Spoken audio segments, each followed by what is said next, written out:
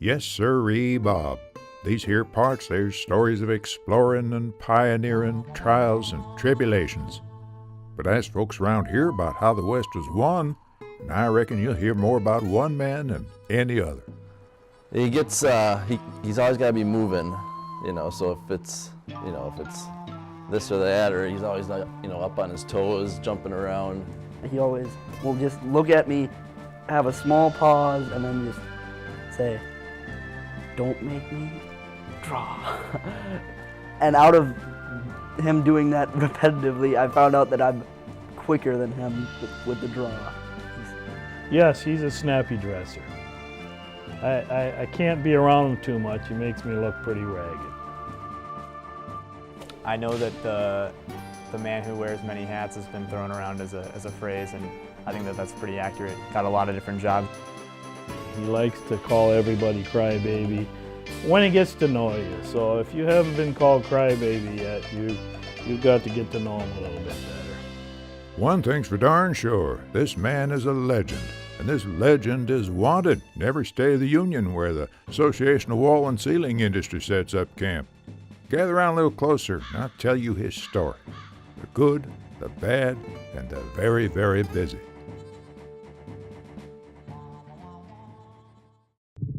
Mike Poellinger is like no one else I know. I say this because there are really two Mikes. There is small town Mike and big city Mike, and the fun part is never knowing which one is going to show up.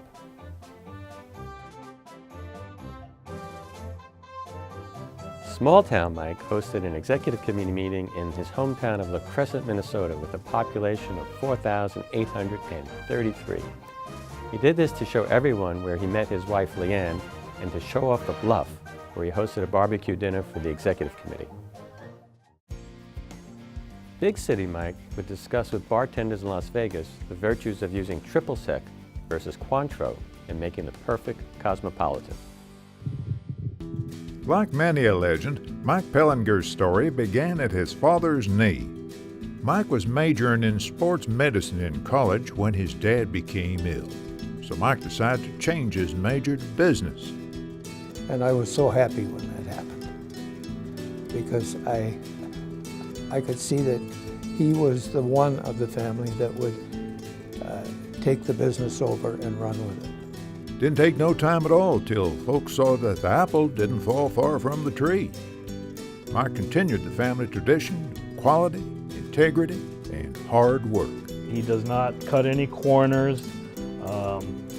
He believes in continuous education as well, and he expects a lot out of his employees, and he goes through a lot of training and education himself in trying to be on the leading edge in his industry. So.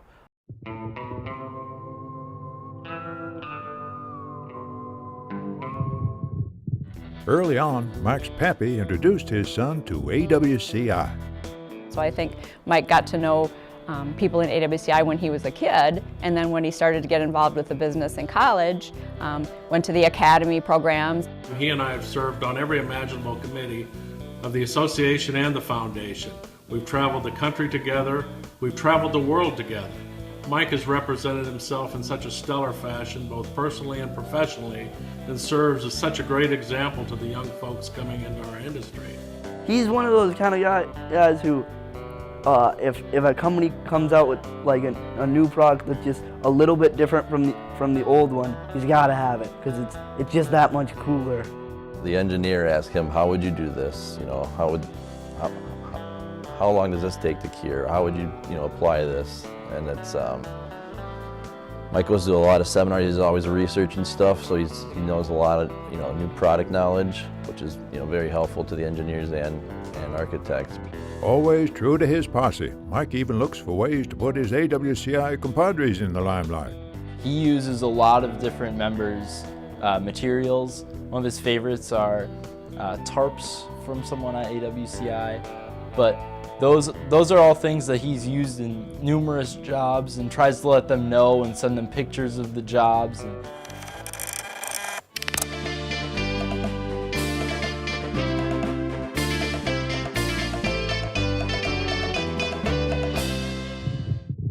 We had a problem at our house where mice would get in the house. Mike took it upon himself to control the rodents in the house and set up traps, and when he caught one, he thought it would be a really good idea to take him outside and shoot the mouse to make an example so the other mice stayed away. We took care of the mouse problem. So I Googled Poellinger, and there was 10 pages of information about what you've done in the real world. All the way from being mayor, medical coroner, college professor. I even heard that you played for the Green Bay Packers. Mike in his late teens became an EMT with the Tri-State Ambulance. And he worked there all the way through college. It was kind of interesting. During college, he would work 24-hour shifts and then have to go into school. And that was, I don't know how he did it. I really don't. Mike's been a member of the La Crescent Fire Department since 1979. He also served on the La Crescent Police Reserves.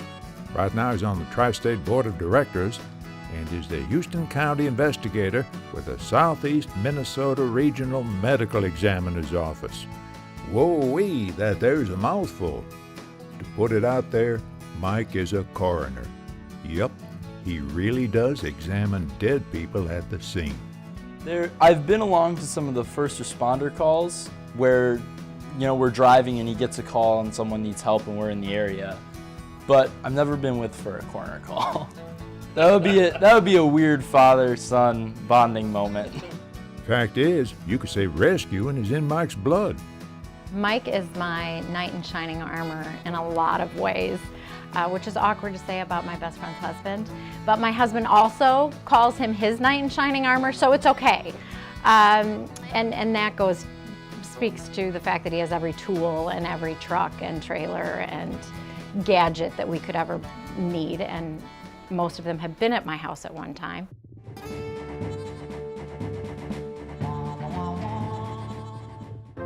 Mike's lived in La Crescent, Minnesota all his life. In 1988, he was elected to the city council. 7 years later, he was elected mayor. He's still wearing that hat. Well, I think Mike is an excellent politician. I think because he sees the big picture. He's not concerned with the small immediate changes. I think he recognizes the overall long-term goals that politics can influence everybody, the society, the city. Mayor Mike might wear a white hat, but he ain't no lily-livered pushover. He doesn't rile feathers when he deals with two groups of people. He tries to keep it down the middle, see each side of a problem. It's really interesting to see how other people react when they find out that I'm the mayor's son, because they always think, because we have a big house, that and he's the mayor, he gets paid a lot to be the mayor, and I always have just told them, no, he just works a lot.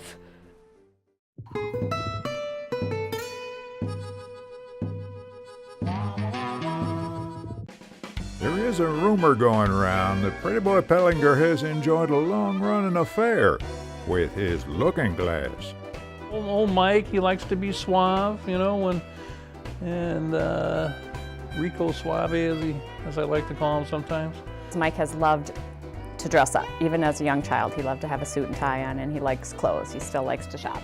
Because Mike was such a snappy dresser in high school, he always believed that he should be voted the best dressed man, and he didn't get that honor. To this day, whenever we get together with high school friends and they start reminiscing, he has a little grudge that he did not get that Best Dressed Awards. Mike wears a lot of hats, but Mike also wears a lot of shoes because he wrecks a lot of shoes. From what I hear and what I have witnessed on our own construction site, Mike shows up in very nice, clean shoes and often leaves with concrete on them or paint on them. He just keeps buying more and more and more, but he doesn't necessarily get rid of the ones he had. So he likes shoes and clothing and adds to them quite frequently. He likes to shop too.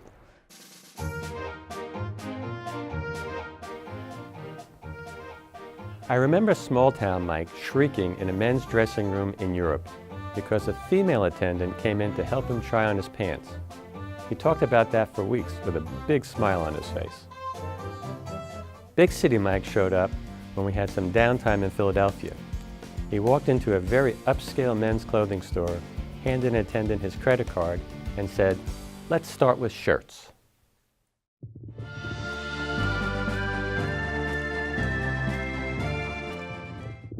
Even a man as clever as this outlaw can't do it all by his lonesome.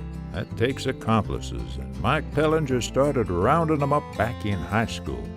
We both went to the same high school in the town where we live now, where our kids go to high school.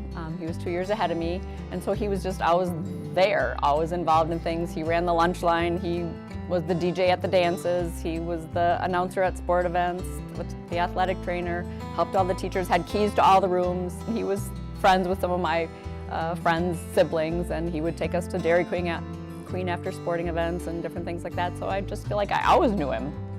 Mike took to Leanne so much, he married her in 1988. You know, Mike has a superpower, and his superpower is named Leanne. I really think that she is that great woman behind the great man. I think they complement one another. I think Mike is, let's say, a loose cannon, and Leanne is extremely grounded. Even though those two are as different as night and day, Mike and Leanne make having a family of 3 boys as easy as licking butter off a knife. The Poellinger kids are really part of everything. It's wonderful. They eat dinner together almost every night, which impresses me to no end around the kitchen table. He's definitely takes time with each of the boys. And I came into this business with basically no construction knowledge. I had a little bit from growing up, around the business, but basically, starting from square one, and he's taught me everything I know while still, running the business, and he's sent me to some shorter classes, and I've gone back to school for some things, and he's really put a lot of time into teaching me the business and teaching me the ropes. About 2 years ago now, we built a pond. It's 24 feet long, 4 feet wide, and 4 feet deep. So it's a pretty big pond. We made it out of concrete and then sealed it with plaster. But I learned a lot about his business, and he learned a lot about my hobby, so it was a great bonding experience. Well, currently I'm getting a lot more into building things because I have a shop class at school, and I'm kind of getting into like artistic building and sculptures and stuff, and he's helped me a lot about learning about tools and everything. He's taught me how to use almost everything in our garage and his workshops. Our vacations literally are AWCI conferences. So that's why we do try to bring the kids, because it's hard for him to be away from the office a lot because it's a small business, and he's really hands-on, and then we get to go to a lot of great places, and then Mike can sneak away from the meetings sometimes and do the family stuff. Beyond any of his numerous jobs, he doesn't have a lot of time for hobbies, but the things that he does end up having time for, he really enjoys. Boating is one of the primary ones. We spend as much time as we can out on the river, and that's really helped foster my love for the river, but you can tell he's really at peace there.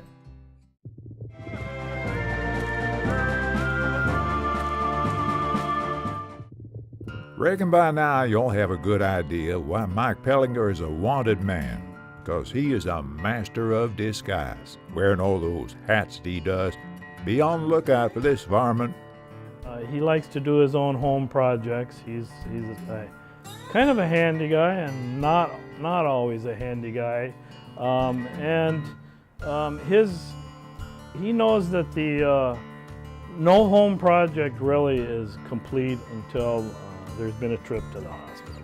One of Mike's probably drawbacks is that he thinks he can predict the weather, And his idea of predicting the weather is to watch the national news, and if there's a cloud front moving into Seattle, Washington, and we plan on going out on the boat on a Saturday, Mike's going to call it off because it's going to be cloudy. And you need full sunshine to be out on the boat. Teaches us all a lot about, multitasking, getting a lot done at once. So he's definitely high strung, but he also has quite a sense of humor.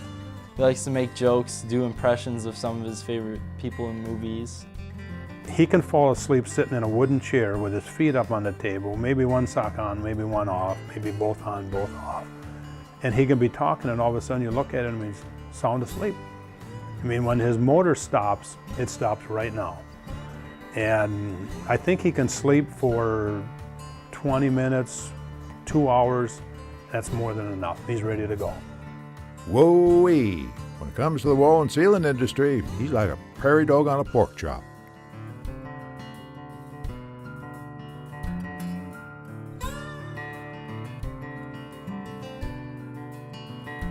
Well, now we've done it. Letting the cat out the bag's a whole mess easier than putting it back in, so I reckon we all should say our mighty goods to that old saddle bum, Mike Poellinger. Mike, you're a very special guy. Congratulations on getting the Pinnacle Award. Congratulations, Mike, on winning the Pinnacle Award. Much deserved. And the next time that I am in La Crosse, I think we should celebrate at Piggy's. Mike, you're a truly deserving recipient. Congratulations on winning the Pinnacle Award. Congratulations, Michael. We're so proud of you. And you too, Leanne. Congratulations. Mike, congratulations on the Pinnacle. You're very well deserving. The Pinnacle Award, to me, is something that's very special, and what little I know about it, it's something that not everybody is going to get. And you certainly do deserve it. If it was equivalent to an Emmy or a Golden Globe Award or something, you deserve it. And I think that recognizing you for that is a great thing. Congratulations, Mike, on the Pinnacle Award. It's well deserved. Mike, congratulations. This is a wonderful award that you've received and well deserved. Congratulations, Mike. You deserve it. Congratulations, Michael. You deserve this. Mike, you're 1 in a million and so deserving of this Pinnacle Award. Come home and make Cosmos and we'll drink to you. Congratulations, my friend. Mike, I would like to congratulate you on this award. I know that Dad would be really proud of all your accomplishments. Congratulations again. Congratulations, Dad, on winning the Pinnacle Award. Congratulations, Mike, on getting this Pinnacle Award. I know you've given this business and the industry your all for so many years, and I know you love AWCI, and I think that your dad would really be proud to see you recognized by this association that meant so much to both of you. So, well-deserved congratulations. Now, all you crybabies out there, let's give a big whoop and holler to this year's Pinnacle Award honoree, Michael R. Poellinger.